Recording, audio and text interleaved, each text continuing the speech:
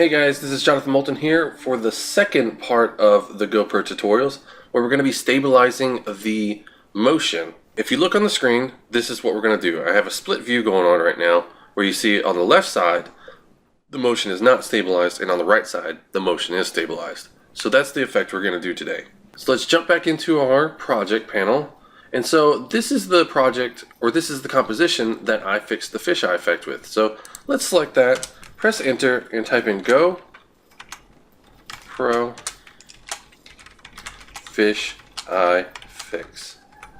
Alright, so I'm going to take that composition and I'm just going to make a new composition out of it. I'm going to again select that and change its name to stabilize, because that's what we're going to do here. Alright, so I know from already looking at the footage, the part that I want to stabilize, I don't want to stabilize all 17 minutes of it. So I'm going to go ahead and select here and go to 1650. I'm going to drag the work area, the beginning of the work area to there. Then I'm going to go to 1710. I'm going to drag the work area to here. This will be a good portion of the film to show you what I'm, how to achieve the effect. So after you have your work area set, go up to here and trim comp to work area, and that's just going to simply cut everything else out of it. Alright, so now to stabilize the motion, if you don't already have it up, go to window and select the tracker, make sure the checkbox is next to it, that way it shows up in the bottom right. Then select stabilize motion and this box will appear. So just simply grab the bottom right of the box and expand it, and you can do it with the next one. This is going to help because when you start moving around, it's going to give you this zoom in effect, so it's going to help you find it.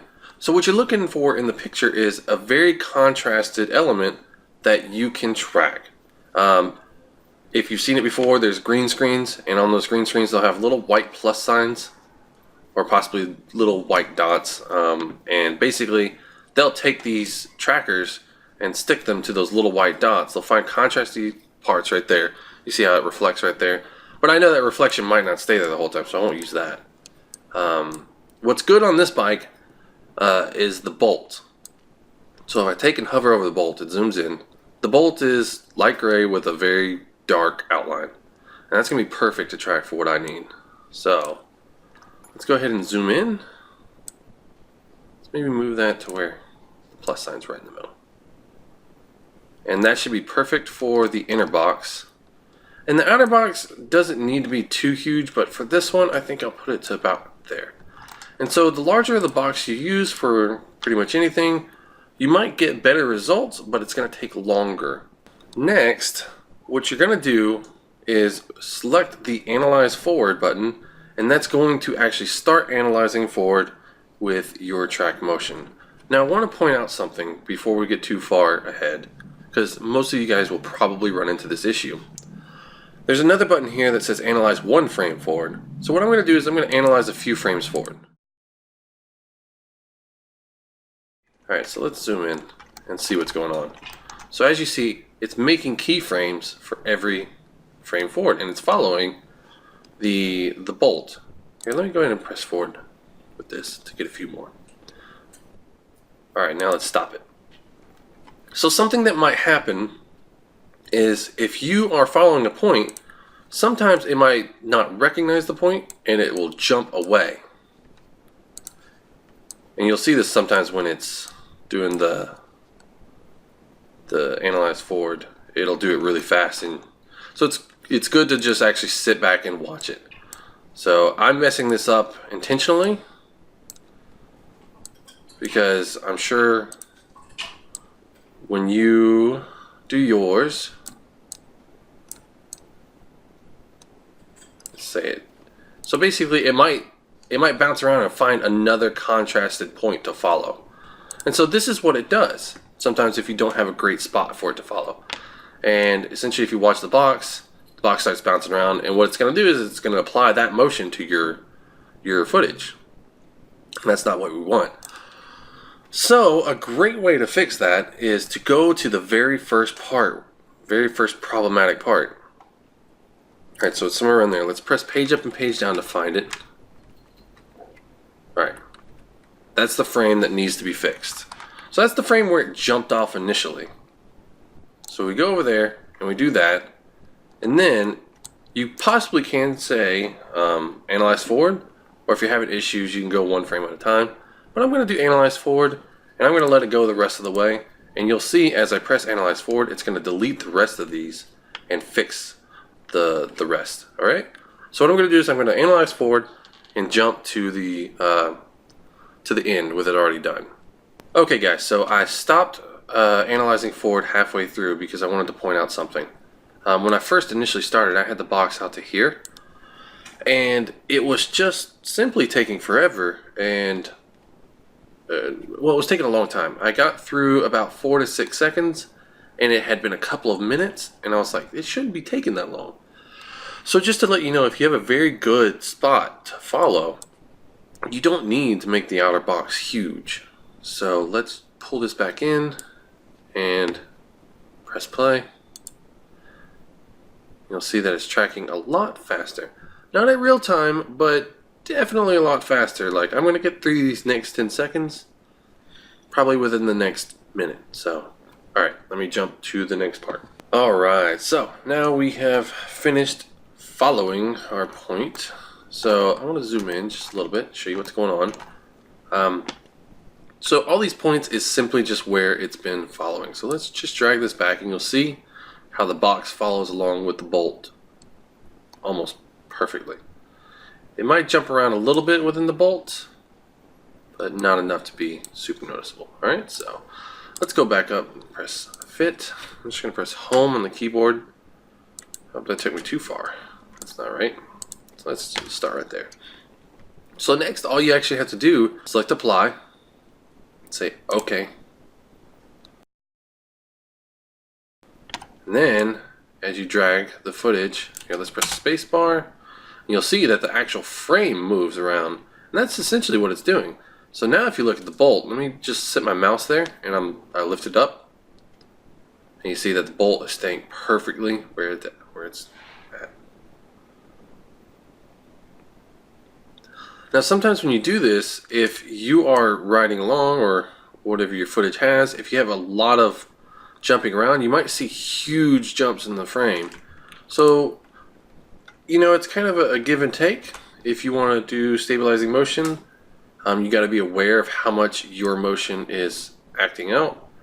The best way to really just kind of clip off the negative effects of that is just to increase your scale of your footage, and that'll allow you to zoom in and continue to drag through or scrub through.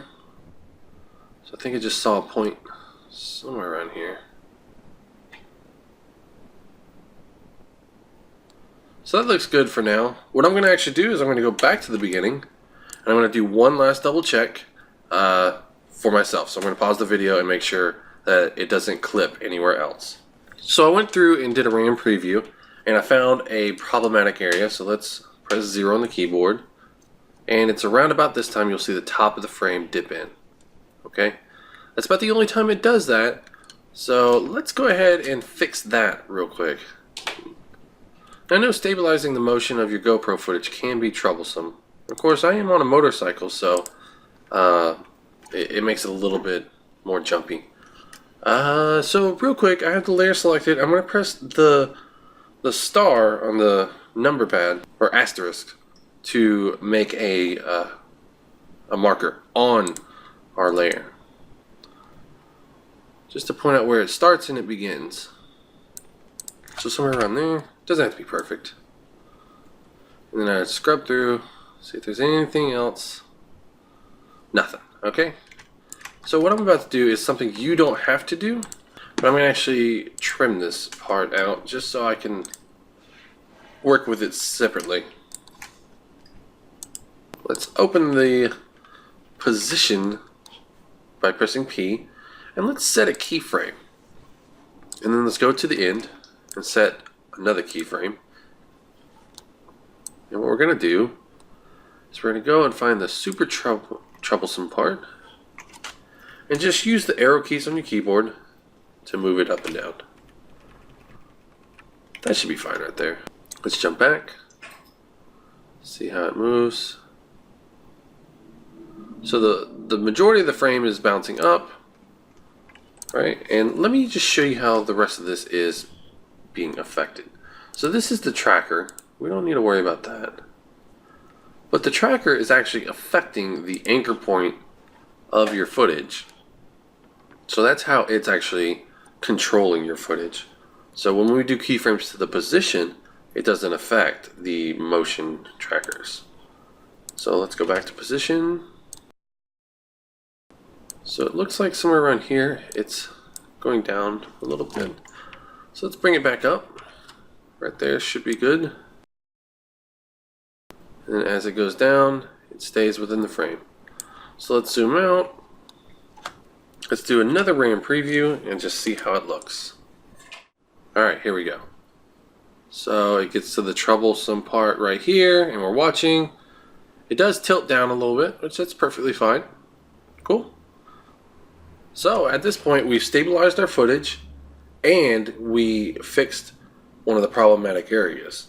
So at this point, we're good. We've fixed the fisheye effect. We fixed the jitteriness of our footage. Next, we're going to go and do some color correction and also resizing if that's something you need to do. Okay? So thank you guys for watching. Make sure to subscribe. Give us a thumbs up. If you have any questions or anything, feel free to drop them in the comments section.